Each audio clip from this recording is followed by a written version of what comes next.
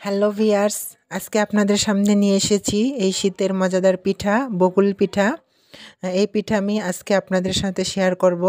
তাই আমাদের এই জিরান্না রেসিপির এই রেসিপিটা আপনারা ভিডিওটি না টেনে পুরোটাই দেখবেন। আমরা কিভাবে বকুল পিঠা তৈরি করতেছি আপনারা সেটা দেখে বাসায় ট্রাই করবেন।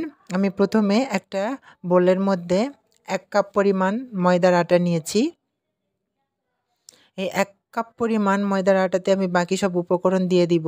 এখানে ময়দার পর আমি দিয়ে নিচ্ছি ডাউল। এটা আমি আলাদা সিদ্ধ করে একটু হালকা গুঁড়ো করে নিয়েছি। তারপরে আমি ডাউলটা এখানে মিশাবো। সিদ্ধ করে ডালটা একটু হালকা গুঁড়া করে নিয়ে সেই ডাল এখানে দিতে হবে। ডালটা দেওয়ার পর আমি এখানে ডিম দিয়ে দিব। দর্শক, আপনারাও যদি 1 কাপ পরিমাণ বানাতে চান তাহলে আপনারা একটা ডিম দিবেন। যদি 2 কাপ পরিমাণ বানাতে চান তাহলে 2টা ডিম। এভাবে যত পরিমাণ বানাবেন তত ডিমের সংখ্যাও বেশি লাগবে। ডিম ভেঙে দিলাম।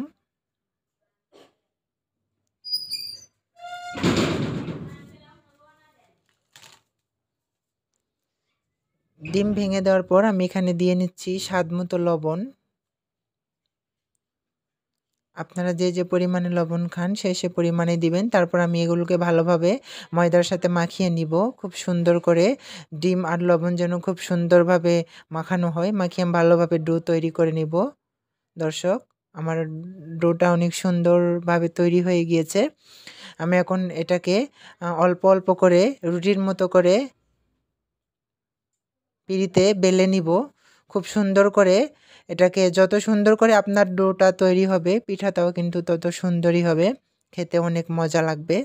তো আমি আস্তে আস্তে এটাকে রুটির মতো করে বেলে নিব পিঁড়িতে।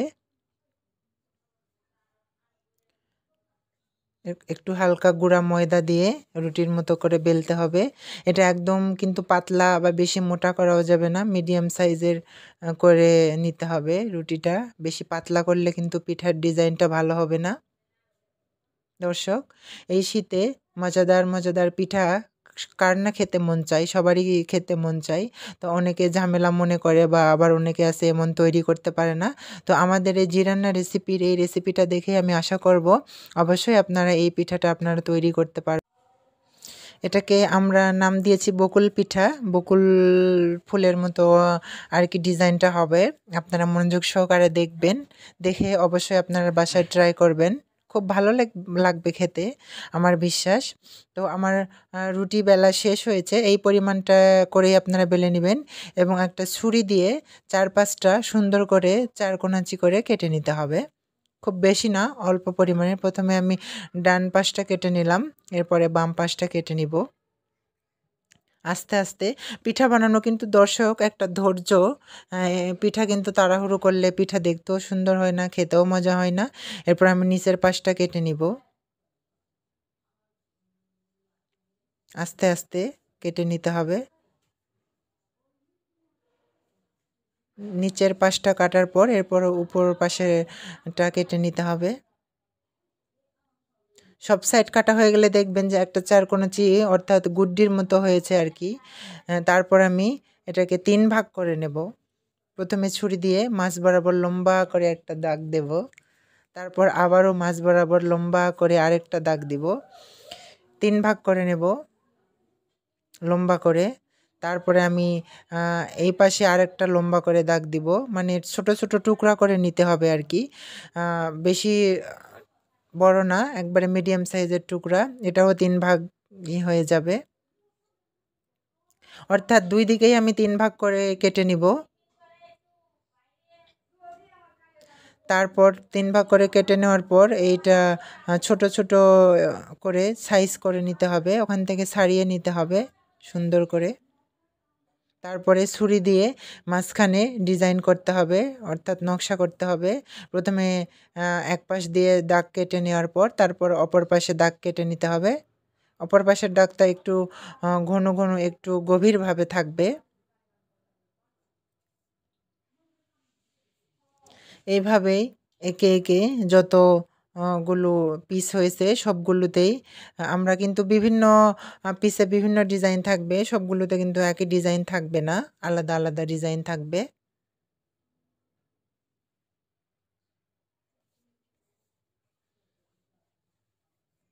এভাবে আস্তে আস্তে মনোযোগ সহকারে আপনারা দাগগুলো কেটে নেবেন একটা নাইফ দিয়ে সুন্দর করে। এপাশ ওপাশ দুপাশে দাগ কেটে নেবেন। ঘন ঘন যদি দাগ কাটতে পারেন তাহলে আরও সুন্দর হয়, তবে একবারে এমন দাগ দিয়েন না যেন পিঠার মাঝখানটাই কেটে যায়। আস্তে আস্তে, অর্থাৎ আমরা যেভাবে করতেছি সেভাবে আপনারা ফলো করবেন, তাহলে অনেক সুন্দর একটি পিঠা আপনারা খেতে পারবেন। শীতের আমেজে পিঠাপুলি সবারই খুব প্রিয় খাবার। এভাবে যতগুলো পিস আপনারা করেছেন বা আপনাদের যতগুলো ডো হবে, যতগুলো পিঠা হবে ততগুলো এভাবে দাগ কেটে নিতে হবে।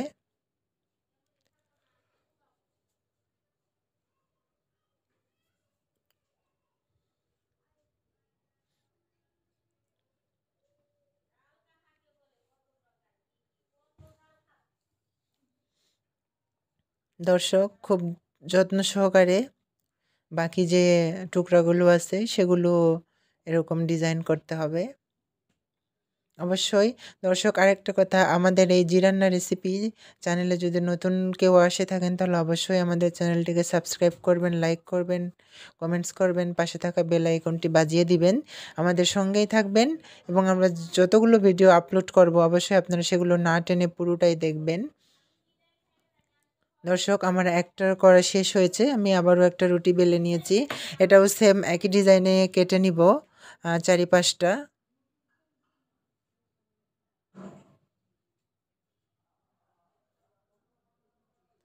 চারিপাশটা ছুরি দিয়ে কেটে নিতে হবে।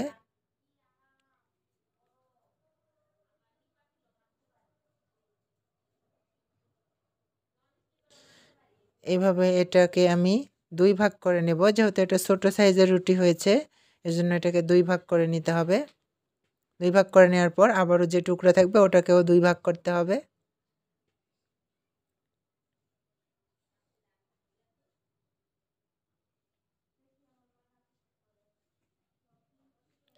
তারপর এটার ডিজাইনটা হবে আলাদা। এটা একটু ঘন ঘন ডিজাইন, সুন্দর। এটা লম্বা লম্বা না, ছোট ছোট ছোট ছোট করে ছুরি দিয়ে দাগ দিতে হবে।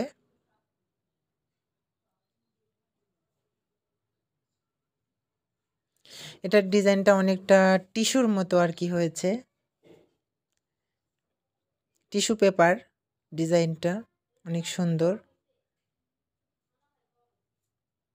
এভাবেই আপনি ৪ পিস যে হয়েছে এভাবে আপনি ডিজাইন করতে থাকবেন আস্তে আস্তে একটা একটা করে।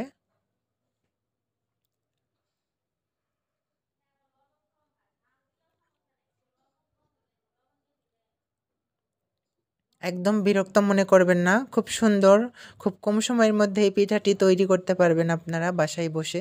যারা ফ্রি টাইমে আছেন তাদের তো কোনো কথাই নেই, যে কোনো সময় এই পিঠাটি আপনারা তৈরি করতে পারবেন। তারপরে আমি নিয়েছি আবারও একটা রুটি বেলে, এটা আরেকটা ডিজাইন হবে। এটা আমি গ্লাস দিয়ে কেটে নিব। আপনাদের বাসায় যদি প্লাস্টিকের গ্লাস বা প্লাস্টিক যদি না থাকে আপনারা স্টিল গ্লাস দিয়েও এটা কাটতে পারবেন, এমনকি কাঁচের গ্লাস দিয়েও এরকম গোল গোল করে কেটে নিতে হবে।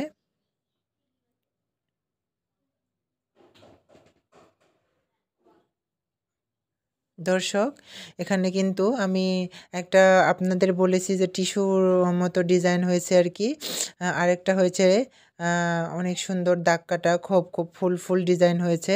আর এটার ডিজাইনটাও আপনাদের দেখাবো, অবশ্যই আপনারা ভিডিওটি স্কিপ করবেন না, পুরোটাই দেখবেন।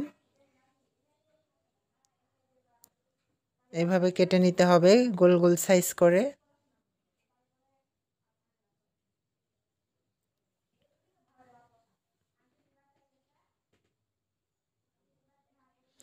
তারপর এটাকেও সেম একই ডিজাইনে ছোট ছোট করে দাগ কেটে নিতে হবে, বকুল ফুলের মতো করে ডিজাইন হবে আর কি এই গোল পিঠাটা।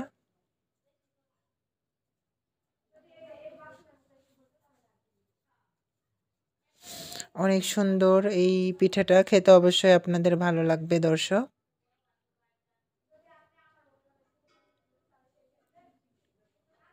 দেখেন একবারে বকুল ফুলের মতো ডিজাইনটা হয়ে গেছে। এইভাবে বাকি যেগুলো আছে সবগুলোই একই ডিজাইনে হবে, সুন্দর।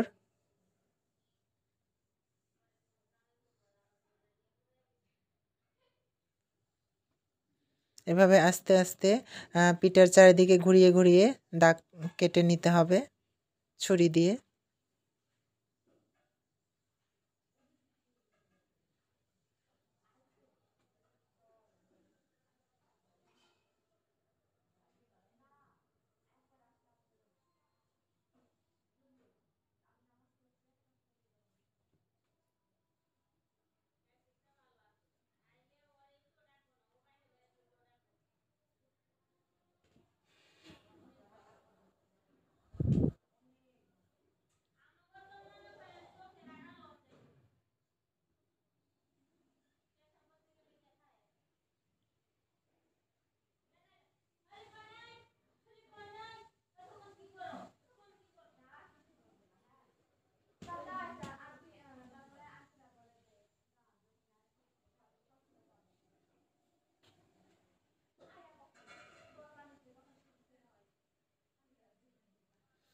দর্শক, এরকম করেই সব পিঠা আপনারা মনোযোগ সহকারে দেখবেন আমরা কিভাবে ডিজাইন করেছি। এটা অবশ্যই আপনারা ফলো করবেন, তাহলে অনেক সুন্দর একটি রেসিপি আপনারা শিখতে পারবেন। শুধু শিখা না, সেই সাথে খেতেও পারবেন, খুব ভালো লাগবে। আমার যতগুলো আমি কেটে নিয়েছি টুকরা টুকরা করে, গোল গোল করে, সবগুলোই আমি একই ডিজাইন করব। আপনারাও এভাবেই করে নেবেন, অনেক দর্শক হবে, অনেক সুন্দর হবে। দর্শক, আমার সব পিঠার সাইজ নকশা করা হয়ে গেছে। আমি এখন এগুলো ভাজতে চলে যাব। আমি প্রথমে চুলার উপরে কড়াই দিয়েছি, তেলটা গরম হয়েছে। গরম হওয়ার পর আমি এখানে পিঠাগুলো ছেড়ে দেব খুব আস্তে, একবারে তাড়াহুড়ো করতে যাব না, গরম তেল গায়ে পড়লে ফোসকা পড়তে পারে। আমি এখানে যদি বেশি পরিমাণে তেল আপনারা ইউজ করেন দর্শক, তাহলে আপনারা বেশি পিঠাই তেলে ছেড়ে দিতে পারবেন। আর এখানে আমি যেহেতু বেশি তেল দিই নাই, আমি এখানে বেশি পিঠা দিব না। আমি 4 পিস পিঠা দিয়ে নিলাম। পিঠাটা যদি ডুবো তেলে ভাজতে হবে, কম তেলে ভাজলে পিঠা পুড়িয়ে যাবে, অতটা কিন্তু ফুলবে না। আর এই পিঠাটা দেখেন দর্শক, একবারে ফুলে অনেক সুন্দর একটা ডিজাইন আসবে, কালারও অনেক সুন্দর আসবে। ডুবো তেলে ভাজলে পিঠাগুলো অনেক সুন্দর হবে।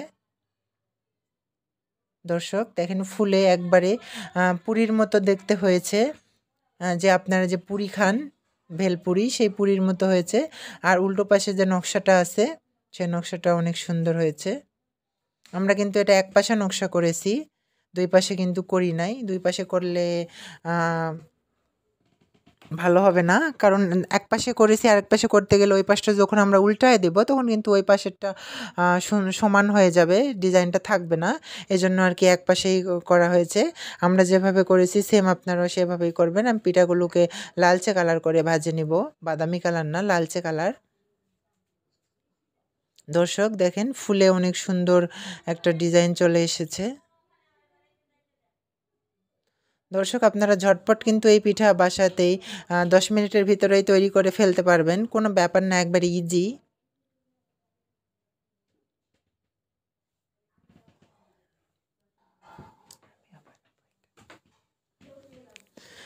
দর্শক, এভাবেই চারটা চারটা করে পিঠা ভেজে নিতে হবে। দর্শক, অনেক সুন্দর একটা ঘ্রাণ চলে এসেছে পিঠার। পিঠাটা অনেক সুন্দর হবে খেতে। আমার 4 পিস ভাজা শেষ হয়ে গিয়েছে। আমি এখন একটা একটা করে তেলে থেকে তুলে নিব। খুব সাবধানে করতে হবে, আমি বারবার বলতেছি দর্শক। পিঠা বানানো কিন্তু আসলেই খুব একটা ধৈর্যের ব্যাপার। কিন্তু আসলেই পিঠা বানানো, আমরা যে রেসিপিটা আপনাদের সাথে শেয়ার করলাম, এটা কিন্তু একবারেই বেশি সময় লাগে না। খুব কম সময়ের মধ্যেই কিন্তু এটা হয়ে যায়। দর্শক দেখেন, তেল থেকে তুলে নিলাম।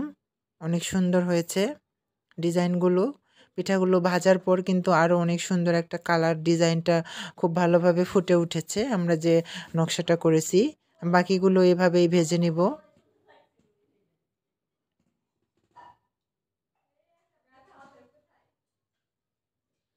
এক পিস এক পিস করে দিতে হবে, সবগুলো কিন্তু একসাথে দেওয়া যাবে না।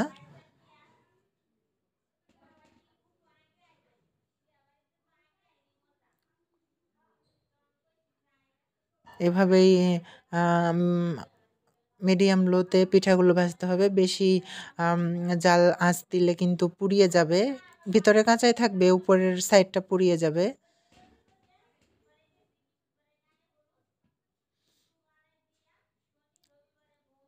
দর্শক, এই গোল পিঠাটা দেখেন বকুল ফুলের মতো ডিজাইন হয়েছে।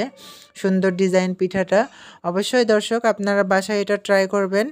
ট্রাই করে আপনারা করতে পেরেছেন কি না, খেতে কেমন লেগেছে, সুস্বাদু মজাদার লোভনীয় এই পিঠা আপনারা অবশ্যই কমেন্টসে সেটা লিখবেন, আমরা চেক করব। দর্শক, এই জি রান্নার রেসিপিতে আমরা প্রতিদিন আমরা প্রতিনিয়ত আর কি আমরা ভিডিও আপলোড করে থাকি আপনাদের সুবিধার্থে। যারা অনেকেই আছে অনেক সুস্বাদু খাবার তারা রান্না করতে পারে না, বিধায় খেতে পারে না, তো আমাদের এই জি রান্নার রেসিপি চ্যানেলটিকে সাবস্ক্রাইব করে রাখবেন। সাবস্ক্রাইব করে আমাদের সঙ্গে থাকবেন, তাহলে নতুন নতুন আইটেমের রেসিপি, নানা ধরনের পিঠা, নানান ধরনের নকশি পিঠা, আরও অনেক কিছু রেসিপি দর্শক আপনারা শিখতে পারবেন আমাদের এই জি রান্না রেসিপির ভিডিওগুলো দেখে। শুধু আপনারা একা দেখবেন না, আপনাদের বন্ধুদের সাথে শেয়ার করবেন এই ভিডিওগুলো, তারাও শিখতে পারবে।